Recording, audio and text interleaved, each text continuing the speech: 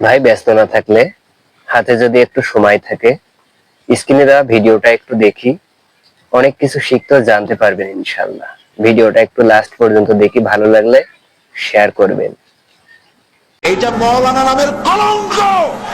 মানুষ এইভাবে নিজের ইমান নষ্ট করে। আরে বাবা, দুর্গা পূজা হিন্দুর উৎসব। আমি 1,00,000 বার 1,000,000 বার বলবো, দুর্গা পূজার সাথে এই দেশের মুসলমানদের কোনো সম্পর্ক নাই। এটা মুসলমানদের অনুষ্ঠান নয়। আবার দুর্গা পূজায় গিয়েও বলে এটা বাঙালি জাতির উৎসব। আমার জন্য যেটা হালাল, আমার জন্য সেটা হারাম। কাজে ওর সাথে আমি মিশবো কি করে? আমার তো মিল হতে পারে না, সাংস্কৃতিক দিক থেকে তো কোনো মিল হবে না, কারণ আমি তো মুসলমান।